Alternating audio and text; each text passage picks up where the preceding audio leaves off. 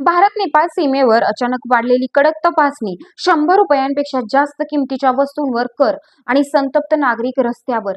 नेपाळमध्ये नेमकं काय घडतंय आणि याचा भारतावर काय परिणाम होऊ शकतो? चला सविस्तर समजून घेऊया. नमस्कार, मी आरती. आपण पाहताय आझाद मराठी. नेपाळमध्ये सध्या मोठं आंदोलन सुरू आहे आणि त्यामागचं कारण आहे सरकारचा एक महत्त्वाचा निर्णय. बाले शाह यांच्या नेतृत्वाखालील प्रशासनाने भारतातून येणाऱ्या वस्तूंवर कठोर सीमाशुल्क नियम लागू करण्यास सुरुवात केली आहे. या नव्या नियमानुसार भारतातून नेपाळमध्ये येणाऱ्या 100 नेपाळी रुपयांपेक्षा जास्त किमतीच्या प्रत्येक वस्तूवर कर लावला जाणार आहे. हे नियम आधीपासूनच अस्तित्वात होते, पण प्रत्यक्षात त्यांची अंमलबजावणी होत नव्हती. आता मात्र सरकारने याची काटेकोर अंमलबजावणी सुरू केली आहे. या निर्णयानंतर नेपाळच्या दक्षिण भागात, विशेषतः भारताच्या सीमेजवळ, सुरक्षा व्यवस्था खूपच कडक करण्यात आली आहे. सीमावर्ती भागात तपासणी नाके वाढवण्यात आले असून प्रत्येक वस्तूची तपासणी केली जात आहे. पण यामुळे सर्वात जास्त त्रास कोणाला होतोय, तर सीमावर्ती भागात राहणाऱ्या सामान्य नागरिकांना. नेपाळमधील अनेक लोक त्यांच्या दैनंदिन गरजांसाठी भारतावर अवलंबून आहेत. अन्नधान्य, औषधे, खतं आणि अगदी धार्मिक विधींसाठी लागणाऱ्या वस्तू देखील ते भारतातूनच आणतात. म्हणूनच अचानक लावण्यात आलेल्या या करामुळे त्यांच्यावर आर्थिक भार वाढला आहे. विशेषतः बिरगुंज सारख्या सीमावर्ती शहरांमध्ये नागरिक रस्त्यावर उतरले आहेत.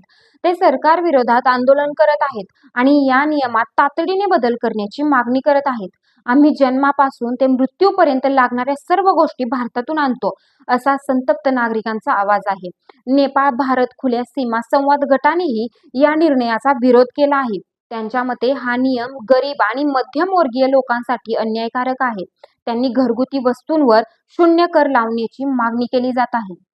अधिकाऱ्यांच्या मते हा निर्णय तस्करी रोखण्यासाठी घेण्यात आला आहे. तस्कर लहान वस्तूंच्या माध्यमातून मोठ्या प्रमाणात माल देशात आणतात आणि यावर नियंत्रण ठेवण्यासाठीच हे पाऊल उचलण्यात आले आहे.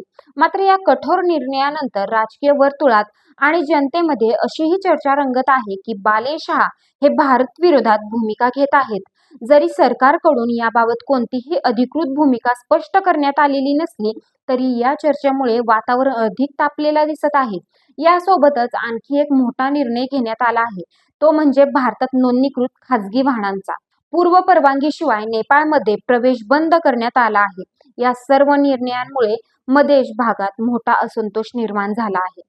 नेपाळच्या या निर्णयानंतर भारतानेही आपली सुरक्षा व्यवस्था कडक केली आहे. आता भारत नेपाळ सीमेवर ये-जा करणाऱ्या प्रत्येक व्यक्तीची कसून तपासणी केली जाणार आहे.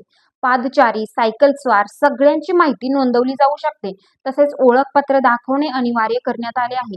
तर मित्रांनो, नेपाळमध्ये लागू केलेल्या या नव्या सीमा शुल्क धोरणामुळे एकीकडे तस्करीवर नियंत्रण ठेवण्याचा प्रयत्न केला जात आहे, तर दुसरीकडे सामान्य नागरिकांवर त्याचा मोठा परिणाम होत आहे. भारत आणि नेपाळ यांच्यातील जुने सामाजिक आणि आर्थिक संबंध लक्षात घेता या तणावाचा पुढे काय परिणाम होईल हे पाहणं महत्त्वाचं ठरणार आहे. तुम्हाला काय वाटतं? हा निर्णय योग्य आहे का, की सामान्य लोकांवर अन्याय? कमेंट करून नक्की सांगा. आणि अशाच महत्त्वाच्या बातम्यांसाठी व्हिडिओला लाईक करा, शेअर करा आणि चॅनलला सबस्क्राईब करायला विसरू नका. धन्यवाद.